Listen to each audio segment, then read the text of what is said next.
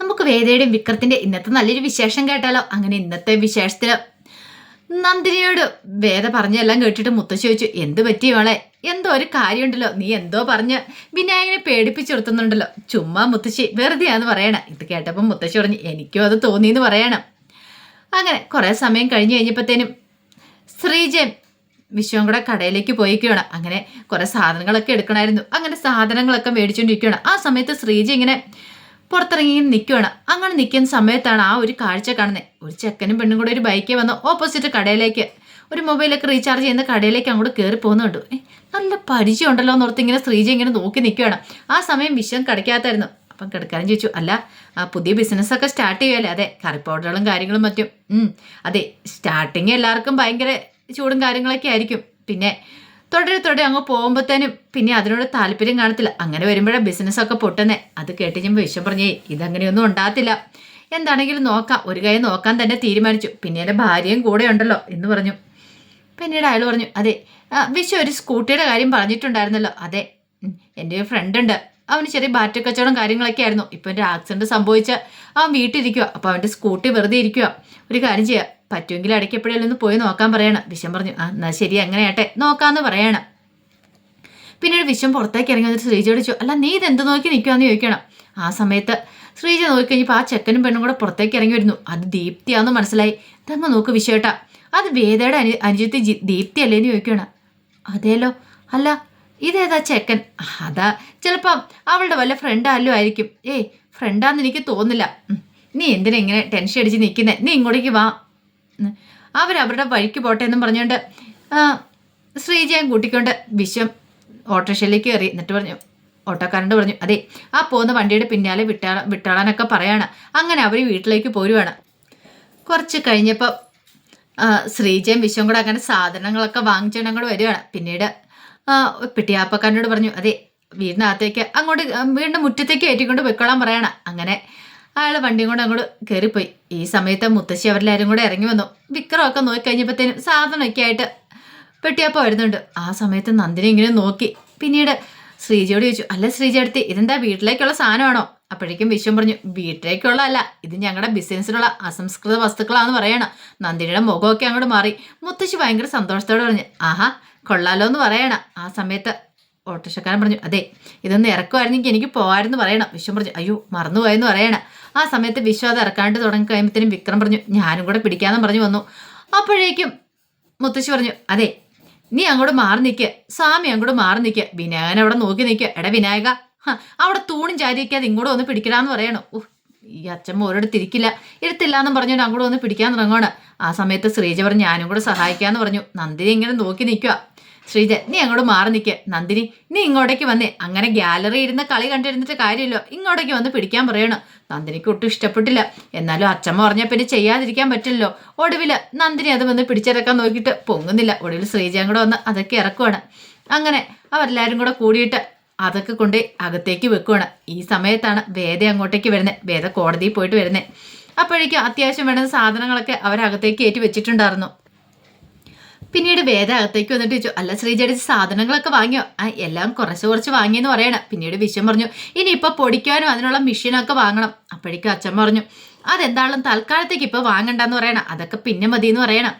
ആ സമയം വിക്രം ചോദിച്ചു, അല്ലച്ചമ്മേ പിന്നെ എങ്ങനെയാ? അതെ അത്യാവശ്യം ഇപ്പം നമുക്ക് പലഹാരത്തെ തുടങ്ങാം. അച്ചപ്പം, കൊഴലപ്പം, ഉണ്ണിയപ്പം എല്ലാം ഉണ്ടാക്കാൻ തുടങ്ങാം. പിന്നെ ഇടിക്കലും പൊടിക്കലും ആരെയൊക്കെ ഇനിയിപ്പം ഇവിടെ ആൾക്കാരുണ്ടല്ലോ അവർ ചെയ്യട്ടെ എന്ന് പറയണം.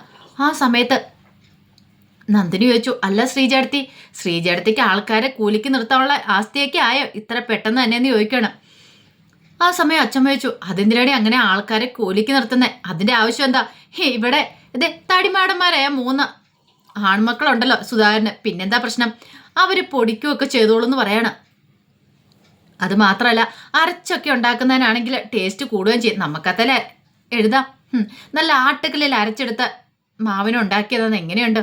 ഓഹോ അങ്ങനെയാണല്ലേ, അങ്ങനെ ഒരു കാര്യം ചെയ്യാം.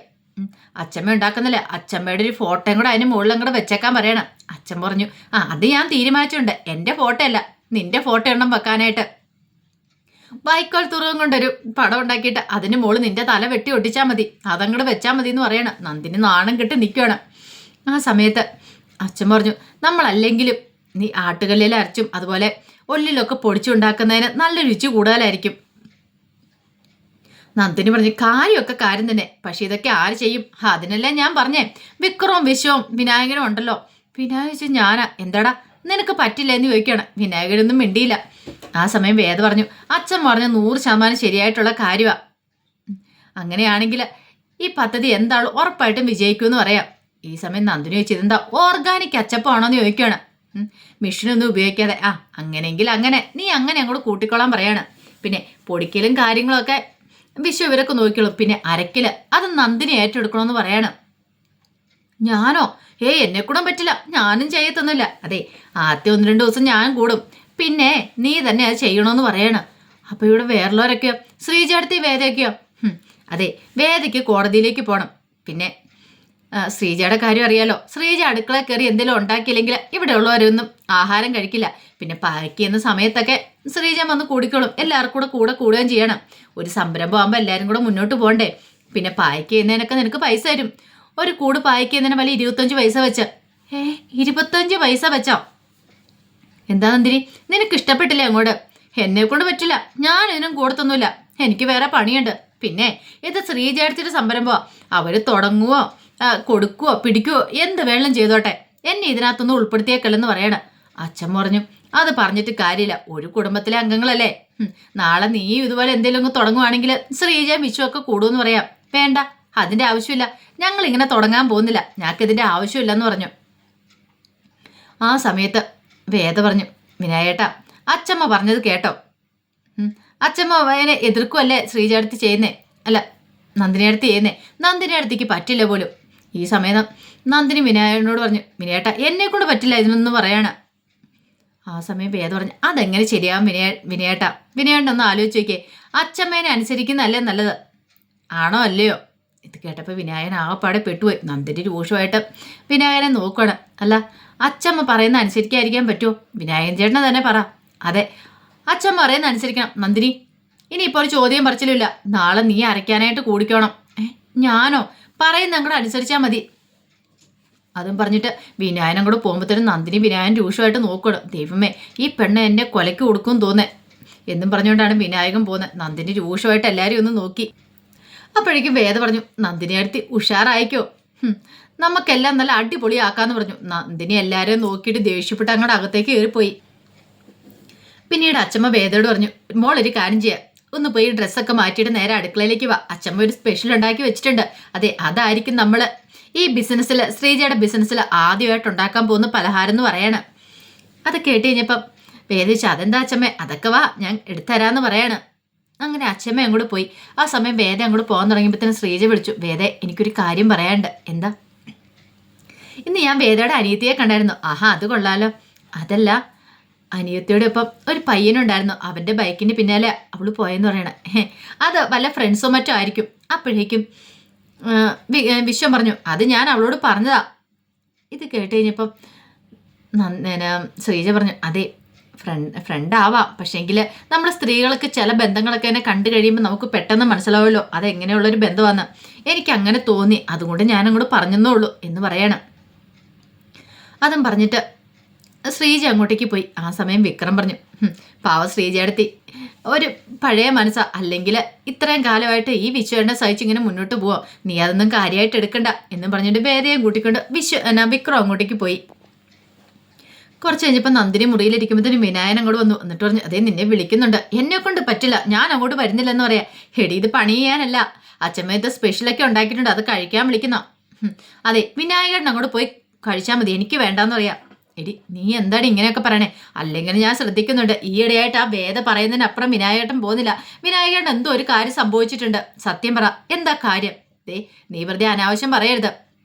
എടി, ഇവിടെ നമ്മളൊരു നല്ല സംരംഭം തുടങ്ങുമ്പോൾ അതിനോടൊപ്പം നിൽക്കുകയല്ലേ ചെയ്യണ്ടേ, അല്ലെങ്കിൽ നമ്മളെല്ലാവരും കൂടെ ഒറ്റപ്പെടുത്തില്ലേ?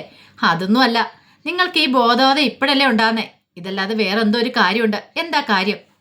ഈ വീട്ടിലിരുന്ന് കുശുമ്പ് കുത്തി നിന്റെ തലയ്ക്കകത്ത് മൊത്തം കുശുമ്പ. വേണം നീ എഴുന്നേറ്റ് വാ, അല്ലെങ്കിൽ ഈ കുശുമ്പ് കുത്തിക്കൊണ്ട് ഈ മുറിയിലിരുന്ന് പണ്ടാരം അടങ്ങുക എന്നൊക്കെ പറഞ്ഞുകൊണ്ട് വിനായകൻ ദേഷ്യപ്പെട്ട് ഇറങ്ങിപ്പോയി.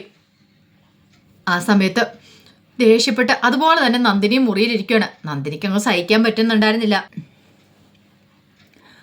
കുറച്ചു നേരം കഴിഞ്ഞപ്പോഴത്തേനും ശങ്കരനാരായണനുള്ള കാപ്പിയൊക്കെ ആയിട്ട് വന്നിട്ട് പത്മ ചോദിച്ചു, അല്ല എന്താ ശങ്കരേട്ടാ ഫോൺ എടുക്കാത്ത എന്താ? അമ്മ എന്നെ വിളിച്ചായിരുന്നു പറയണം. അയ്യോ ഫോൺ സൈലന്റ് ആയിരുന്നു പറയണം. അതെ അമ്മയെ വേദയുടെ അച്ഛമ്മ വിളിച്ചിട്ടുണ്ടായിരുന്നു പോലും. എന്തിന്? വിക്രത്തിന്റെ അച്ഛമ്മ വിളിച്ച് ഒരു കാര്യം പറയാൻ വേണ്ടിയിട്ടായിരുന്നെന്ന്. അവിടെ വേദ ചില പരിഷ്കാരങ്ങളൊക്കെ നടപ്പാക്കുന്നുണ്ടെന്ന്. ഇത് കേട്ടോണ്ടാണ് ശ്രീകാന്ത് അങ്ങോട്ടേക്ക് വരുന്നത്. അവിടെ ശ്രീജ ഉണ്ടല്ലോ. ശ്രീജയോ? ശേ ശങ്കരേട്ടൻ കണ്ടിട്ടുണ്ടെന്നേ ശ്രീനെ, വിശ്വത്തിന്റെ ഭാര്യ ശ്രീജ. ശ്രീജയ്ക്ക് വേണ്ടിയിട്ട് ചെറിയൊരു കുടിൽ വ്യവസായം പോലെ ചില ബിസിനസ് തുടങ്ങാണ്ട് ലോണൊക്കെ എടുത്തു കൊടുത്തുന്നു പോലും. ലോണൊക്കെ എടുത്തു കൊടുത്തുന്നു? അതേന്നെ. അത് മാത്രമല്ല അവൾ അവിടെ വലിയ പ്രകടനങ്ങളൊക്കെ കാഴ്ചവെക്കണേന്നാ പറഞ്ഞ്. ഇതെല്ലാം കേട്ട് കഴിഞ്ഞപ്പോഴത്തേനും ശങ്കരനാരായണൻ പറഞ്ഞു, അതൊക്കെ ഒരു നല്ല കാര്യമാണല്ലോ എന്ന് പറഞ്ഞു. അപ്പോഴേക്ക് ശ്രീകാന്ത് പറഞ്ഞു, കുറച്ച് മല്ലിയും മുളകൊക്കെ പൊടിച്ചു കൊടുത്ത് വലിയ ബിസിനസ്സുകാരാണ് അവരുടെ വിചാരം. ഇത് കേട്ട് കഴിഞ്ഞാൽ പത്മ പറഞ്ഞു, മല്ലിയും മുളകും പൊടിച്ചു കൊടുക്കുന്നത് നിസ്സാര കാര്യമാണെന്ന് ചോദിക്കുക. ഞാൻ നോക്കിയിട്ട് അത് വലിയ കാര്യമായിട്ടൊന്നും എനിക്ക് തോന്നുന്നില്ല. അതുകൊണ്ട് അവൾ അവിടെ എന്ത് മാറ്റങ്ങൾ ഉണ്ടാക്കാനാ പോകുന്നത്? വലിയ മാറ്റങ്ങളൊന്നും ഉണ്ടാക്കാൻ പോകുന്നതായിട്ട് എനിക്ക് തോന്നുന്നില്ല. അത് കേട്ട് കഴിഞ്ഞപ്പോഴത്തേനും പത്മ പറഞ്ഞു, അതെങ്കിലും എന്തെങ്കിലും ആയിക്കോട്ടെ. അല്ല നീ എന്താ വർഷയെ കൂട്ടിക്കൊണ്ട് വരാത്തെ? അത് പിന്നെ വർഷയ്ക്ക് അവിടെ നിൽക്കുന്ന ഇഷ്ടം. കാരണം അവിടെയാണെങ്കിൽ കുഞ്ഞിനെ നോക്കാൻ ആളുണ്ടെന്ന്. ഇതെന്താടാ ഇവിടെ കുഞ്ഞിനെ നോക്കാൻ ആളില്ലേ? ഞാനില്ലേ? നിങ്ങൾ 3 മക്കളെ വളർത്തിയത് ഞാനല്ലേ? അത് ശരിയാ, അവളുടെ കംഫർട്ട് സോൺ അവിടെയാമേ, അതുകൊണ്ടാ. ഓ അങ്ങനെയാണല്ലേ? അപ്പോഴേക്ക് ശങ്കരനാരായണൻ പറഞ്ഞു, അതാ എനിക്കും പറയാനുള്ളൂ. വർഷയുടെ കംഫർട്ട് സോൺ അവിടെയാണ്, അതുപോലെ തന്നെ വേദയുടെ കംഫർട്ട് സോൺ അവിടെയാണ്. വേദയെ ഇങ്ങോട്ട് കൂട്ടിക്കൊണ്ട് വരാൻ നോക്കണ്ട, മനസ്സിലായല്ലോ? അതും പറഞ്ഞിട്ട് ശങ്കരനാരായണൻ അങ്ങോട്ട് എഴുന്നേറ്റ് പോയി. അപ്പോഴേക്കും ശ്രീകാന്ത് പറഞ്ഞു, അച്ഛൻ ഇത് എന്താന്ന് ചോദിക്കണം. പത്മ പറഞ്ഞു, അച്ഛൻ പറഞ്ഞ് ശരിയായിട്ടുള്ള കാര്യമല്ലേ, നീ വർഷയെ കൂട്ടിക്കൊണ്ട് വരാൻ നോക്ക്. അത് പിന്നെ അമ്മേ എന്താടാ നിനക്ക് എന്തെങ്കിലും ബുദ്ധിമുട്ടുണ്ടോ? എന്ത് ബുദ്ധിമുട്ട്? അങ്ങനെയാണെങ്കിൽ പിന്നെ എത്രയും പെട്ടെന്ന് തന്നെ വർഷയെ കൂട്ടിക്കൊണ്ട് പോവാ. പേരക്കുഞ്ഞുങ്ങളെ കൊഞ്ചിക്കണം എന്നുള്ള കൊതിയും കാര്യങ്ങളൊക്കെ എല്ലാവർക്കും ഉണ്ട്, എല്ലാ മുത്തച്ഛനും മുത്തശ്ശിമാർക്കൊക്കെ ഉണ്ട്. അത് മനസ്സിലാക്കിയാൽ കൊള്ളാം എന്ന് പറഞ്ഞിട്ട് പത്മ അകത്തേക്ക് കയറിപ്പോയി. പിന്നീട് പിറ്റേ ദിവസം വേദ അങ്ങനെ കോടതിയിലേക്ക് പോകാനായിട്ട് ഇറങ്ങുവാണ്. ആ സമയത്ത് അച്ഛമ്മ ചോദിച്ചു, അല്ല മോള് പോകാൻ ഇറങ്ങുവാണോ? അതേ അച്ഛമ്മേ. എന്നാ 1 മിനിറ്റ് വന്നിട്ട് പോകാൻ പറയണം. അങ്ങനെ അച്ഛമ്മ വേദയും കൂട്ടിക്കൊണ്ട് അങ്ങോട്ട് അകത്തേക്ക് വന്നു. അങ്ങനെ വിളക്കൊക്കെ റെഡിയാക്കി വെച്ചിട്ടുണ്ടായിരുന്നു. കാരണം ഇന്ന് ചെറിയ ബിസിനസ് ആണെങ്കിലും അതിന് തിരി കൊളുത്തി വേണമല്ലോ തുടങ്ങാനായിട്ട്. അപ്പോഴേക്കും എല്ലാവരും അങ്ങോട്ട് വന്നു. നന്ദിനി മാത്രം വന്നില്ല. നന്ദിനിയും വിളിച്ചോണ്ട അച്ഛമ്മ ഇങ്ങോട്ട് വന്നു. എന്താ അച്ഛമ്മേ? ഇങ്ങോട്ടേക്ക് വരാൻ പറയണ. അങ്ങനെ നന്ദിനിയും കൂടെ വന്നു. ആ സമയം അച്ഛൻ പറഞ്ഞു, അതെ ഐശ്വര്യമായിട്ട് വിളക്ക് എത്തിച്ചു തുടങ്ങാം. ദേ എടാ സുധാകര, നീ വന്ന് വിളക്ക് കൊളുത്താൻ പറയണ. ഞാനോ? അമ്മ കൊളുത്തിയാൽ മതി. ഞാനോ? ഞാൻ കൊളുത്തുന്നില്ല. കാരണം ഇന്നല്ലെങ്കിൽ നാളെ ഞാൻ പോകേണ്ടവളാ. നീ തന്നെ കൊളുത്തിയാൽ മതി എന്ന് പറഞ്ഞു. അങ്ങനെ എന്ത് ചെയ്യുവാണ്? മാഷിനോട് പറഞ്ഞു. ഇപ്പം മാഷ് പറഞ്ഞു, അതെ എന്നെക്കാളും അതിനുള്ള അർഹത ആർക്കെന്നറിയാവോ? വേദയ്ക്കാണ്. അവളാണല്ലോ ഈ സംരംഭമായിട്ട് ഇറങ്ങി തിരിച്ചു തന്നെ. അപ്പം ഇങ്ങനെ ഒരു കാര്യം ഉണ്ടാകാൻ തന്നെ കാരണം അവളാണ്. അതുകൊണ്ട് വേദ കൊളുത്തിയാൽ മതി. ആദ്യത്തെ തിരി അവൾ കൊളുത്തട്ടെ എന്ന് പറയണം. അങ്ങനെ വേദയെ കൊണ്ട് കൊളുത്തിച്ചു. പിന്നീട് കമലെ മാഷും വിശ്വവും ശ്രീജയും കൂടി ഒരു തിരി കൊളുത്തി. പിന്നെ അച്ഛമ്മയും കൊളുത്തി. അങ്ങനെ ഐശ്വര്യമായിട്ട് അതിൻ്റെ ഉദ്ഘാടനം കാര്യങ്ങളൊക്കെ കഴിഞ്ഞു. അതിന് ശേഷമാണ് വേദ അങ്ങോട്ട് ഇറങ്ങുന്നത്. അപ്പോഴേക്കും മാഷോട് ഞാനും കവല വരെ ഉണ്ട് മോളെന്ന് പറയണം, ഒരുമിച്ച് പോകാമെന്ന് പറയണം. അങ്ങനെ രണ്ടുപേരും കൂടെ ഇറങ്ങി കഴിഞ്ഞപ്പോഴത്തേനും മുത്തശ്ശി പറഞ്ഞു, ഇനിയിപ്പോൾ അമാന്തിക്കണ്ട, നമുക്ക് കാര്യങ്ങളിലേക്ക് കടക്കാമെന്ന് പറയണം. നന്ദിനിക്ക് ഒട്ടും ഇഷ്ടപ്പെടുന്നുണ്ടായിരുന്നില്ല. അപ്പോൾ അതിൻ്റെ വിശേഷങ്ങളൊക്കെ എന്ന് കാണുന്നത്. ഇതിൻ്റെ ബാക്കി വിശേഷങ്ങളുമായിട്ട് വൈകുന്നേരത്തെ പ്രൊമോയി വരാട്ടോ. ഒരിക്കൽ കൂടി എല്ലാവർക്കും ശുഭദിനം നേർന്നുകൊണ്ട് നിർത്തുന്നു. നന്ദി.